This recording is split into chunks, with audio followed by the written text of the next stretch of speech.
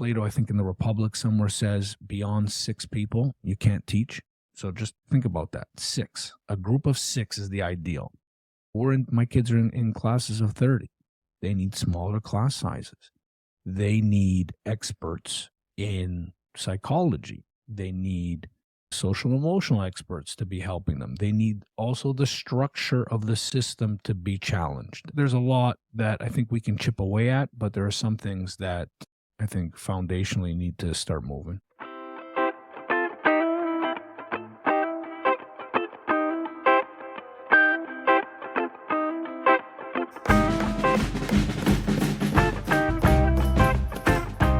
Welcome to Season 3 of the Canadian Ed Leadership Show. Super excited to get things started again with you with this opening episode with my dear friend, Jason Buccheri.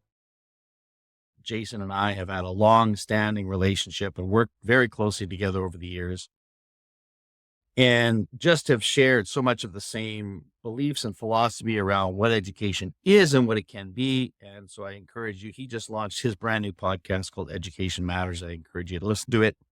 A lot of the same similar guests, some not all different, but we run in some similar circles. So you'll see that. But I think the way in which he goes about asking these questions and sort of trying to dive into something really seminal to education is something he does a really nice job of. But both of us share this belief. Canadian educators, by and large, are pretty amazing. And that's a big part of what I'm doing in this series and continue to do. So, lots of good guests in store for you this year, but we're going to start off with my good friend Jason. These are conversations that he and I have had many times over the years, and it's nice to sort of bring them all together in this episode. So I hope you enjoy episode 1, if you will, of Season 3 with Jason Buccheri. Most people listen to this podcast, I think, but some people watch. But I think I have to draw attention to your shirt. Tell me about your shirt. Actually, there's a great education story behind this shirt.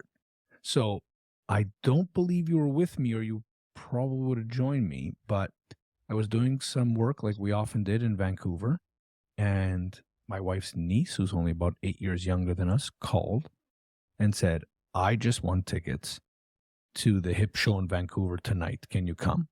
Without checking my schedule, I said, yes, I can. And this is, of course, the famous farewell tour. tour. The only time I saw the HIP on that tour was in Vancouver.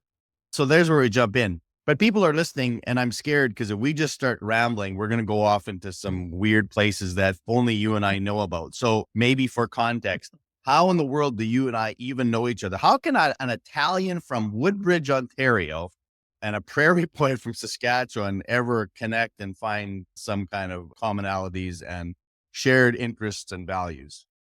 The shared interest and value is actually an interesting question that we can jump into. But what I describe as the great privilege of my professional career was our time together at Discovery Education, traversing not only this country, but the United States together. So we got to know each other in the work we did to support Canadian districts. And I think, if I recall correctly, our first conversation was around pedagogy and Marshall McLuhan, and we were glued together for about an hour and a half at the Western Harbor in Toronto. I remember that. And I think from there, we just had that shared passion of ideas and education and trying to make the world a better place. And sports. And comedy, sports, and then all the other things that all the other things. Yeah, no, that's good. No, I think people just need to understand that. But we no longer formally work together. So like you have one of these jobs where I'm sure if you're Ben and Zoe, your kids asked you, Dad, what do you do for a living? How do you even say to your young kids, what do you do for a living, Jason? Yeah, they think I'm a podcaster now, and so that's pretty cool in their eyes. So I just leave it at that. But yeah, my role in education, I think somewhat like yours is an interesting one, right? Not many people have both been an educator and worked in the edtech space. And I think that kind of gives us quite a unique view of the system and how we can move it forward. But really my role as an independent consultant is working with school districts and technology companies to hopefully impact the lives of children in a more positive and fruitful way. And I just know you've broadened your horizons in terms of the different companies you work with and organizations. All of that stuff, I believe, has led to you being more fascinated and interested in what happens in schools. And then again, adjacent to that is you've got young kids who are experiencing this right now. So what would you say now about education? And you were a classroom teacher too, that you maybe didn't know before your tenure with Discovery and the business/education combination? Yeah, good question. A couple things, really. First and foremost, that really smart and incredibly dedicated people run our school systems. I don't know if it was The Simpsons that influenced my view that the superintendents were like Superintendent Chalmers, just goofing around and here, there, and in the way of the learning, but that nothing could be further from the truth. And there's also been that horrible saying that those that can't do teach, but I don't think anything could be further from the truth after all these years in the K-12 system in particular. And that the other side to that is classrooms are extraordinarily complex and complicated, and they require people with a whole bunch of different skills to really navigate them and successfully teach. The other thing, and you've heard me say this almost ad nauseum, is that I really learned that the Canadian education system as a whole, and I know that's a bit of a generalization, is absolutely fantastic and should be celebrated, right? It's built on a really great foundation of equity. And that really means that the floor, or what we can consider like the baseline of education that a Canadian citizen can be expected to acquire by, say, by the time of grade 12, is exceptionally high compared to other countries, right? I think this is a testament to those educators and to the system, the unions, the ministries of ed that we've created all across the country. But yeah, those are, I'd say, the main takeaways for sure. Yeah, just to build on that, Canadian education being as awesome as it is. And you and I have so many great colleagues and friends from south of the border who would never use that kind of description to describe their education. And yet you and I both know, because we've been in there, there's lots of good things happening in American education too. I think it's just mirrors the fact that the US in general is got a wider range, right? Like we're a little tighter in terms of the extremes on either end of it. And we're also not oblivious to the fact that it's not perfect. There's lots of things that have to change. And that's what we do. We're trying to make things better. But I just don't think there's enough acknowledgement and recognition of like how awesome people are. And let's go back to your kind of reference to leaders that are just doing that. And then you can, whatever you want to do, mention specific names or just generally speaking. What are some of the things you're seeing from our Canadian leaders, maybe just in more detail, that just represents that, like these people crushing it every day? Yeah, I think it relates to that comment I made a moment ago about the complexity of the systems, right? So I think that's just something that for sure the everyday citizen, but I think the everyday teacher takes for granted, right? By way of mentioning a few folks that I really respect and have learned from. John Malloy, former director of TDSB and Hamilton Wentworth, and then I know he was in, I want to say San Ramon in the US, right? And the Ministry of Education, he's covered a lot. And working with someone with John, I've literally been with his people at a conference, and we're learning about pedagogy. We're trying to find a connection between the work that another school district is doing out in Surrey with the work that they're doing in Toronto, and one of the historic schools catches fire. And the superintendents that we're with, the school happened to fall in their family of schools, has to be pulled out of this learning session and is dealing with all the repercussions of a fire. So the way I like to describe that and the kind of leader it takes to navigate that is like the superintendents, especially those of these big cities, are effectively at the head of an organization that represents the goings on, the day-to-day activities of a city. So let's put it this way. When there's a fire, when there's a horrible death, when there is a flood, when there's anything that happens in a year in the city, it falls at the doorstep of the superintendent of that district. So in terms of the leadership skills, you can just imagine it's like a complicated job of a pseudo mayor, pseudo educator. I don't mean pseudo in the negative sense, but in the sense that like they wear all those hats all at once. Another person that very much fits that mold is Jordan Tinney out in Surrey. And the kind of respect that these two gained everywhere they went was because they were great communicators, is because they were very empathetic. And I think with both of them in particular, there was an urgency to impact change, and you felt that in their presence. And then the third person that I know you've had on the show and that we're constantly learning from is somebody like Chris Kennedy, who's always exploring big and new ideas and trying to implement different things and push the envelope of the district that he's working in. And just to add to that, I think the thing that's impressive to me, especially with those leaders of those larger or the larger school districts, just because as you've described, their job is so vast, the degree to which they're knowledgeable about pedagogy. They understand when you're talking about inquiry-based learning or you're talking about certain impacts of new ideas in the classroom. They understand that. And if they don't, they're also humble enough to say, I need my people beside me to help me work through this one. But they're not so, and it would be very easy to do, just focusing on the fires and the big issues that, that are publicly facing. Like they're in kind of the trenches of this is the really complex, hard work. And we're curious about it. So that notion of curiosity, and I don't know, there's probably other adjectives to think of, but that's the part to me that was like, they weren't a million miles away from actually what was happening in the classroom, which you couldn't blame them if they weren't. Yeah. And like Jordan in particular stands out to me because he would often say, I can't be an expert in all these areas that require expertise. Again, that idea of all the aspects of a city falling on his doorstep, like he built schools. I'm not an engineer. I'm not an architect. I have to lean on folks internally and externally to gain that expertise. But what folks like Jordan, Chris, John are exceptional at is acquiring, I should say, a foundational knowledge and then turning it over to their folks and letting their folks lead and then overseeing as their role is required them to do.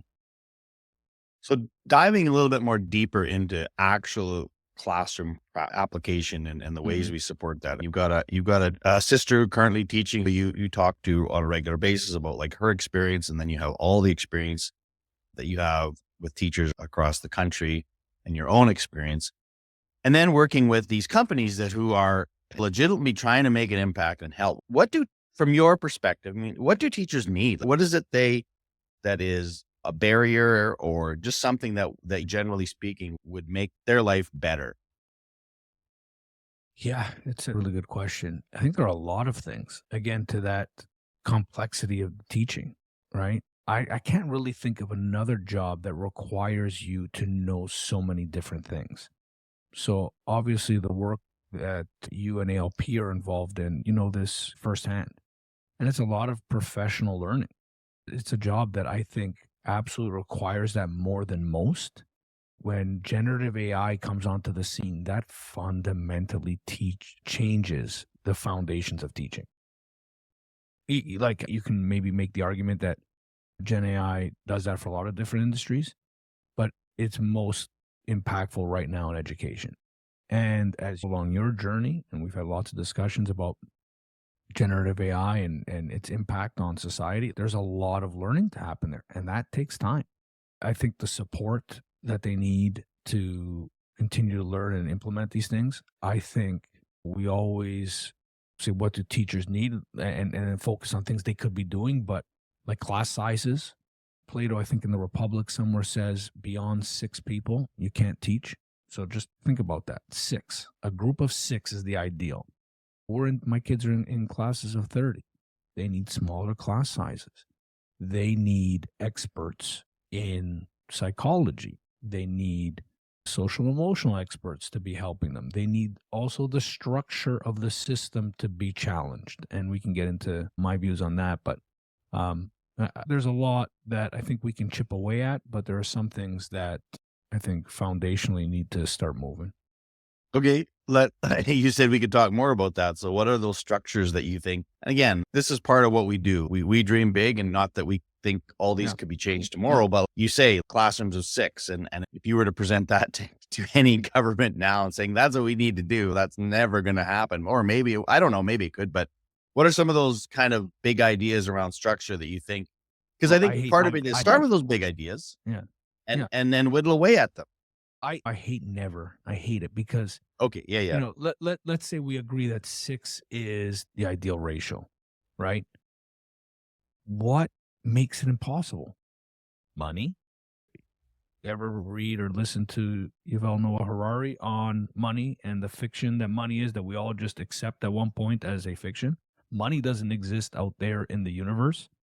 Money is a social construction. And yeah, you can say it's absolutely necessary to build the society we've built. But to me, saying money is the excuse isn't how we should be dreaming of a better education system.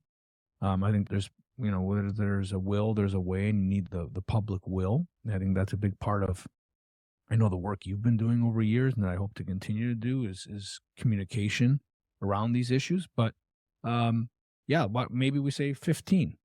Isn't 15 better than 30? Wouldn't every single educator across the planet agree that 15 is a good, reasonable number? So there's those kind of practical things. Along with that, I would say the old school structure of the bell, the old school structures of being grouped by age instead of some other formation. I'm a little saddened that these conversations are dismissed so easily because they're not practical. I was at a conference about a year ago now, and somebody told me, the bus schedule will prevent that from ever happening. Really? The bus schedule? That's how we're going to organize pedagogy, is because of the bus schedule. Now, don't get me wrong, it's an impediment for sure. But when the buses were created and the bus schedule was created, like nothing like ride sharing existed. We have amazing ability with our technologies to reorganize how we get where. And that to me is much more solvable than it was in years past.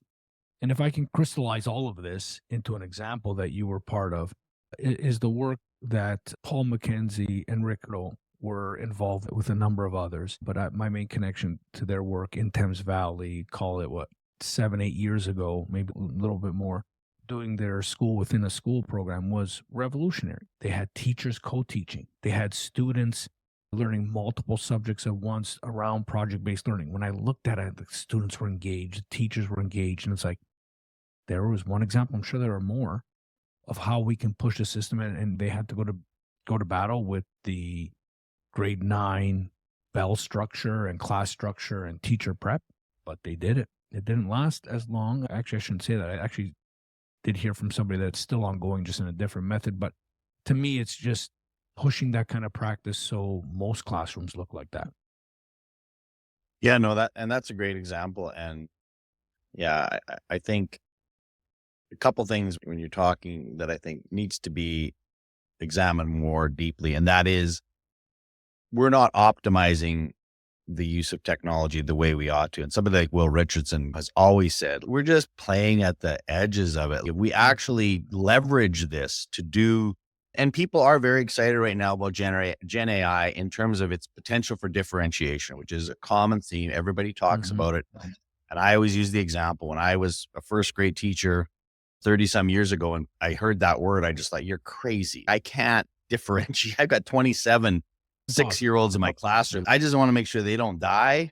And that's about all I could do. I can't differentiate lessons for them. Now I might be able to do that. And the rideshare example you gave, I actually I shared it with a group I was working with last week around a school district in Colorado that had total shortage of bus drivers. They didn't know what to do. They used the software to basically optimize their routing, incorporate some rideshare services, and they've reduced the cost, and they can do other things. So that's the one part of it. And then the second part of this is really to think about those classroom teachers and giving them the resources and the tools that they need to think differently and challenge them. And again, we have lots of teachers and leaders who are interested in these conversations. But then again, going back to the Thames Valley example, I feel like part of the issue is like you went from, here's what's happening to these few classrooms, and you have leadership that was relatively high up. We weren't talking, but it seems like you have to have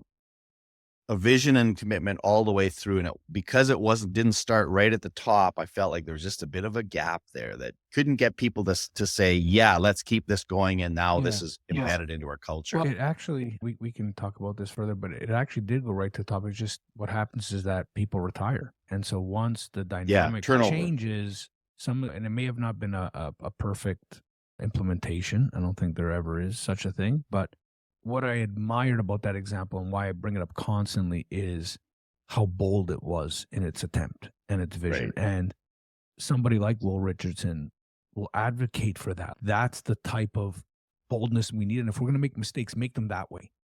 Don't make conservative mistakes because they're almost compounded by the fact that they're conservative, not moving quick enough. And then you're not learning Right. from them, right? At least those ones, if the results weren't what you wanted, you can augment it and move it. But you could just see, we always talk about engagement as a proxy for learning, which might be somewhat complicated and problematic. But if you looked at the engagement, not only of the students, which was incredible, of the teachers, I saw something unique there, and something that I think made me leave the practice is that it felt too isolating of a job within those Yeah. walls, within all that time. I needed something more community driven, and I think that model of learning, I think, is much closer to how humans were designed to learn effectively. I think the other thing it makes me think of is that maybe we're not as far off in actualizing some of these changes that we think, because they're probably happening in these small kind of incubator settings. And I think I would argue that we probably need more of that, to your point. Like, why can't we have, because you can't tell me, if you're an example of a parent, if your school came up to you and said, hey, we want to do this school within a school, we're going to be cross grade, kids are going to be learning on there. You'd put your hand up and say, yeah, put my kids in there right now. Like, you would do it. So there is an appetite for that. Maybe not for everybody all the time. It doesn't have to be everybody. The quiet part loud for everybody. Yeah. And I know a lot of people are going to agree with this, but it's a problem.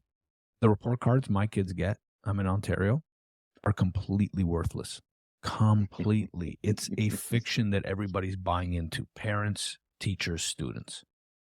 Okay. Mine are now in grade 6 and 7, and it tells me nothing about their learning. Yeah. Okay. They got an A in math.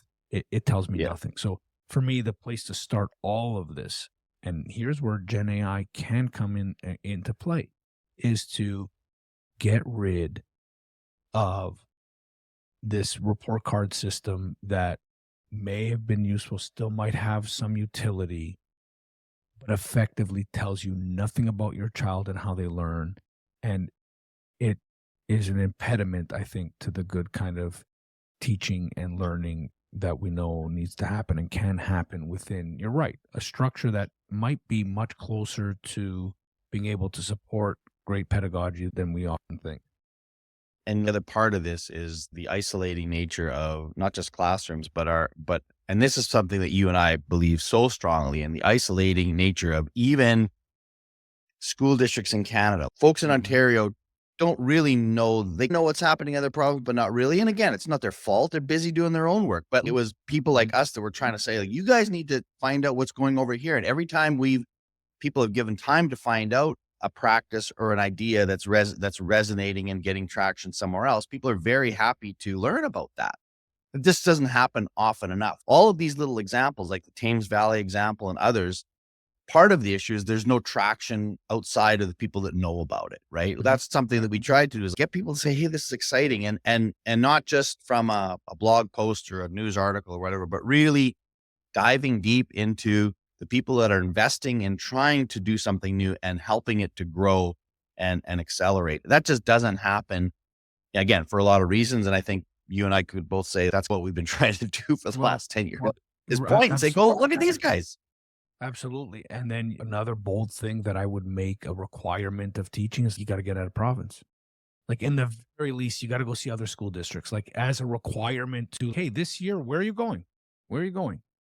And, immediately everyone brings up the funding as issue. Do you know how many teachers would travel out of their own pocket and go see something and just needed some encouragement or some structure around doing that? And I'm not saying they should pay out of pocket, by the way. Sure. Look at the most successful companies in the world. They don't stay stagnant. They learn from everyone and they send people. That's why I have a bit of an issue when you hear these loud and, in my opinion, annoying news articles about district travel and spending. Now, okay, certainly if it's frivolous and it's wasteful, then it's frivolous and wasteful. But oftentimes they're going to conferences, they're learning, they're trying to see what's happening in another jurisdiction. And you and I have been at the front lines of seeing that cross-pollination within Canada and how beneficial it can be.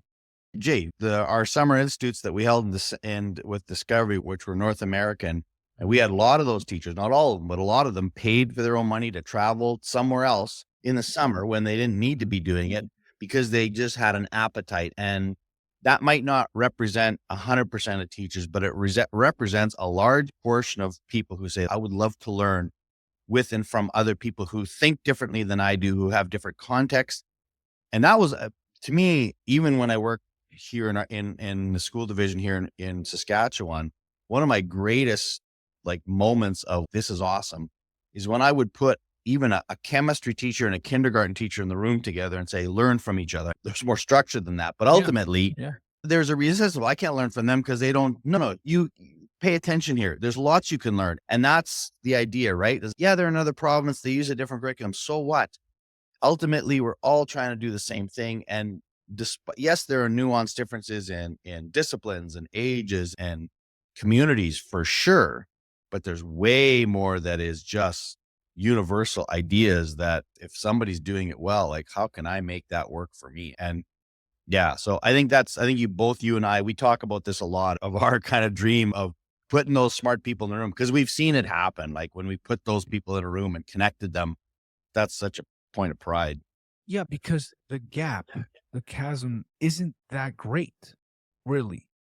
It requires, and you and I are a model of that. You've modeled so many things that I wouldn't think I would be capable of doing.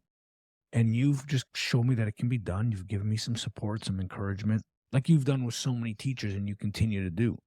Sometimes it's just a little bit like, just show them what to do, hold their hand a little bit, and then they're off to the races. So it's to your point earlier about we're probably closer as a society, as a country, to really moving the system forward than we think, but it requires certainly some very dedicated people organizing together, I think is what's needed.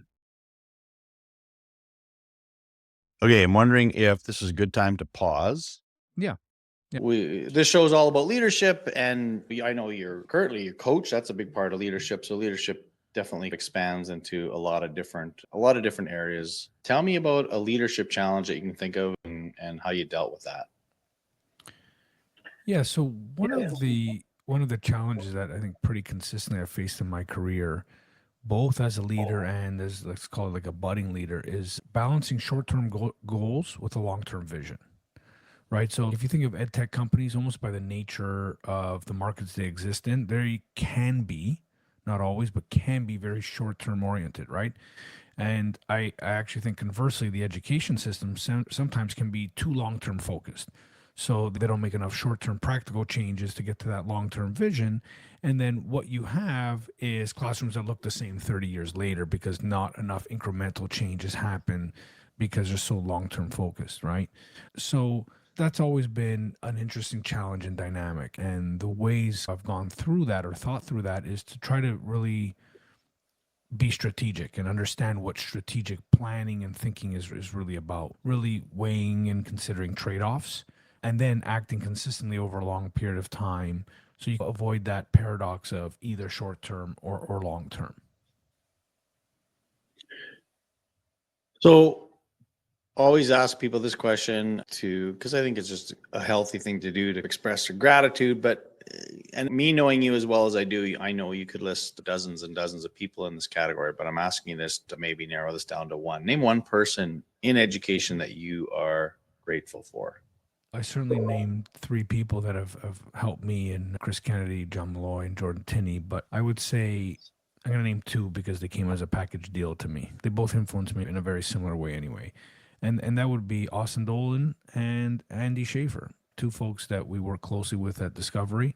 And they really taught me a few things, like one, how to participate and navigate the K-12 education system in Canada. Also really taught me the importance of meaningful relationships and how to cultivate these relationships. So certainly those 2 gentlemen were really impactful, and because I think I kept it tight enough, I'm going to name one more, and not because I'm on your podcast, but my friend, you certainly have been that person for me, and I can recount a real meaningful moment for me when I was presenting. I got asked ad hoc to present to 40 people within, I think it was Limestone District we were at, and because I didn't want to say no, I said yes, even though I didn't feel ready. and completely flubbed the presentation. I was on somebody else's computer, and every time I touched it, the mouse flew and I was on the wrong screens and it was just those moments when you're outside yourself thinking this is going horribly and I couldn't get my train of thought. And anyway, I remember walking out of there thinking, Dean, that was horrible. And you looked at me and you're like, yep, it wasn't great, but that's okay. You'll figure it out. You'll get the hang of this. And just you having that kind of perspective made me feel confident and helped me through that. And then you gave me some things to think about before next time and certainly put those into practice. And that's just besides all the other things you've taught me over the years. So certainly, Well, thank you, gentlemen. Yeah, a couple things in response. Number one, I think that's been my experience too, is like when you have those times when it just doesn't go well, things aren't working. The reality is almost everybody in that room empathizes with you, right? They're not looking at you like, what are you? It's like, yeah, I've had that happen before. Like, I get it. It happens to me. So we have a little bit of a built-in grace factor with our education colleagues. And also with regards to Andy specifically, I one of the things you and I both talk about him very fondly. And Andy, I hope you're listening, because that's part of why I ask people to shout out, is that they hear themselves kind of reference. But I think one of the things I always remember as I began to switch my mindset from I'm a public educator to now I'm working in the corporate world, and all these guys really care about is money, which isn't true, but obviously that is a new part of this world that I had not been familiar with. But one of the superintendents, the guy, he was in Lester B. Pearson before Michael Cackley was in there. I feel like his last name was Lee, but that's maybe not right. Anyway, people know who I mean when I talk about that. Anyway, Andy and him had built up a pretty nice relationship over the years, and he retired. And there's part of you, and again, I didn't have you think, the guy's retiring, so he's not going to be a part of but Andy was so adamant about making sure that we sent something to this guy to thank him and so forth. It just proved that it wasn't just about the money. It wasn't just about the business. He did really value the relationships that he had with people. And over time, I think that's what you and I both know to be, that's the thing that stays. So there's going to come a day where I'm not supporting districts the way I am now. I'm not working directly, but I feel like I'll still have these people as colleagues and friends, because that's a nice gift that you have, is that you can meet these folks and have a coffee or a dinner or a drink and just engage in all kinds of conversations outside of education. Yes, that's the tie that binds, but that's not all there is. And just there's so many just interesting people that have a lot of interests outside of education that I've been very grateful to know, and I think you have as well. Yeah, and like with Andy specifically, one of the things that he really modeled for me is that humility and kindness really take the day, right? Like we have, even as leaders in the education system, like I think our culture has built up this kind of straw man as like the strong leader who always tells it as it is and doesn't care about people, like the Don Draper of the world in Mad Men, right? But the great leaders are not that way, actually. The great leaders like Andy are very empathetic, are very understanding, take the time to coach you, to teach you, understanding that mistakes are part of the process. That's what I would say I learned from Andy, and certainly a number of the other individuals that you mentioned and we've talked about earlier on the show. All right, just to wrap up our time together, these are the more kind of personal side of things. But so tell me, I was at your place last week, and even on your kitchen table, there were 4 or 5 books there that some I was familiar with, some I won't. So what are you currently reading that's capturing your attention? This is one of my favorite questions, and I brought my receipts here to show you. For those listening, I'll say it here. So Utopia for Realists by Rutger Bregman. This dovetails nicely with the conversation we were having earlier as to you have to have a vision of the future and what you want to entail. And so now in this book, it doesn't specifically cover education, but it talks about the benefits of 15-hour work weeks, a universal basic income. What would happen if we didn't have rigid borders? So these kind of books that push your thinking are great, and I'm taking that as an inspiration to how we think about education. The other one that you'd be interested in, and you may have read this one or might be reading this, Co-Intelligence, Living and Working with AI. Yeah. Finished it. Listened to it, actually. Finished it last week.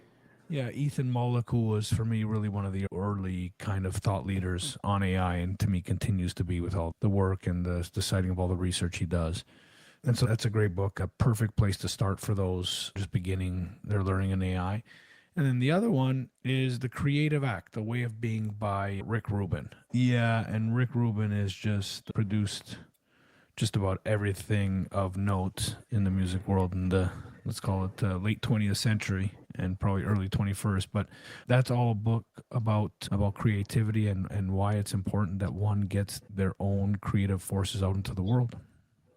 Yeah, and that Rick Rubin's such an interesting character because he's not a musician at all. He has almost no musical skills, and yet he is one of the most trusted people in the industry because he knows what he likes and he doesn't worry about what other people like, and he just trusts his instincts around that one. And that one, yeah, because that's the whole tying back to generative AI and creativity. There's a struggle that I have with trying to wrap my head around how those two worlds can coexist. I think I can be very forceful here. It's going to explode creativity. I don't think it's a harm to creativity one bit. Not in the slightest sense. I think. So how do you deal with the fact that creators right now are getting their works used without compensation or acknowledgement? I'm not saying there's not going to be all kinds of legal things and frameworks we need to think about. But I'm saying for the creative act, referring to the book, the creative act, it's gonna multiply everybody's abilities once they know how to use it, and then it'll multiply to the point too where they know when they're not gonna want to use it and when they want to go a little bit. And I think that's the interesting part to get to, and that's the part we're trying to figure out. Is like, when does this make sense? When does this not make sense? And everyone's got a slightly different line, and that's okay too. But I think it's a societal question that we'll probably wrestle with for the next one worth while. pursuing, for sure. Yeah. Okay, just on goofball, you've coached 97 hours of baseball this week and you're just tired and you don't really want to do. What are you going to watch? What are you going to stream that you're just, that's my escapism? Yeah, so I already mentioned that Don Draper for Mad Men, and that was top of mind because a friend convinced me to go back to Mad Men. I hadn't watched since I don't know if you recall, they stopped. They had a dispute, I think, between season 4 and 5, and I just lost track and never watched it. So I went back and watched the whole thing. I'm now into the seasons I hadn't seen. And it's really interesting point of comparison for our times right now with all the change and influence happening with new media. Obviously, our new media is different than what was going on back then, but certainly interesting to watch that and think about what's going on today. In terms of guilty pleasures, I think you can understand some of this as we're into football season and I'm watching my Buffalo Bills, and it's a guilty pleasure because I know how this story ends. I've seen it end a number of times. And then shortly on the heels of that is the Toronto Maple Leafs, and just waiting for the heartbreak over and over again. There you go. I know when people ask, where are you from? You will say Toronto, but I also know you live in a little place called Kleinburg, which is part of Woodbridge, which is near Vaughan and all that stuff. It's not part of Woodbridge technically, but it's next to Woodbridge. Okay. Anyway, so give me a couple of underrated places or things that someone should do when they're in the area that they might not pop up on that sort of first page of Google searches of things to do in the area. But so it could be a restaurant, it could be a park, it could be whatever you want. It could be a place where you can get your kid's haircut, where you got to drive 900 miles to get your kid's haircut. No, the audience doesn't. Ask us about that story. The audience doesn't care about our adventures in Woodbridge. but so I will say we are along here in Kleinburg, all along the Humber River watershed, and so the Humber River is one of the central here in southern Ontario, and it is full of wonderful walking and hiking paths. So that's something that people around here probably don't do as often as they should, although there's certainly a big community that does a lot of this walking and hiking. So that's one thing. The other thing, I couldn't give you a specific place, but when you're talking about Woodbridge, you have to find a small Italian bakery. And there's dozens and dozens that are just fantastic, that have a hot table. So if you're in this, which is a hot table, they have a what? Table. What's that? I love educating you about all things Italian Canadian. So hot tables, when you show up and they have essentially a buffet, but all Italian food. So you'll have your chicken parmigiana, you have your veal parmigiana, you have pasta, pizza, whatever you want. You can order it all. You can have just as much as you want. But that is really, when you're talking about Toronto, we're in the Canadian capital of great Italian food, and especially just here north of Toronto. And then other than that, my kids, I lost the flavor for it, but I grew up and I'm not far from Canada's Wonderland. So any folks in the area, Oh, yeah, that's right. that amusement parks, that's a Yeah. great one right there. That's a good one. That's good. Again, my favorite Italian bakery story, Jay. That was the first time we'd met, but this was the first time we worked together. So I was in Toronto, and it was just before Easter, and you said we got to go, and you got to put together a nice little box of beautiful Italian bakery, including Zappoli, right? Zeppole, yeah, you're close enough. That they only make at Easter. It's a very special little treat.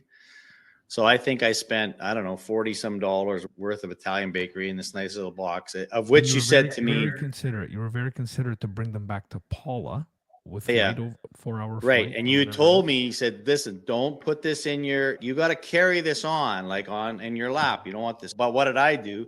I put in my carry-on because that's what I'm going to do. You I don't listen. Don't listen all the time. Don't listen. So I get home late at night.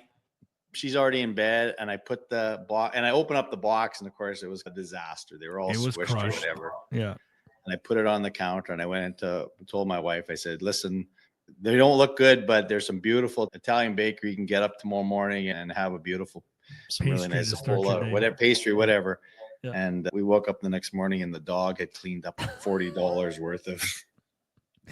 And you were so mad at me for doing that. Anyway. Those Zeppole are really special. So yeah, I'm Right. glad you recommended that to the audience here too. Yeah. And again, so Italian bakeries, and you've taken to me a few before that. And again, you're someone who's educated me on all things Italian. I continue to learn and be fascinated with that culture. You're certainly working your way up to honorary Italian. I am. So anyway, I hope people enjoy the episode. I know there was a lot of kind of little references because we know each other so well. We're trying to make it not too inside baseball, but again, I appreciate, Jason, your time. I think you shared a lot of really thoughtful ideas and perspectives. So thanks for your time today. Thank you, Dean, and I love the work you've been doing here on the podcast, and I look forward to it every week to hear what's next. Yeah, and if you're listening to this now, if you have not already launched your podcast, it's coming soon. Something to By check the time out. we air this, it'll be there. Education matters. I think folks will dig that too. Excellent. Okay, take care. Talk soon.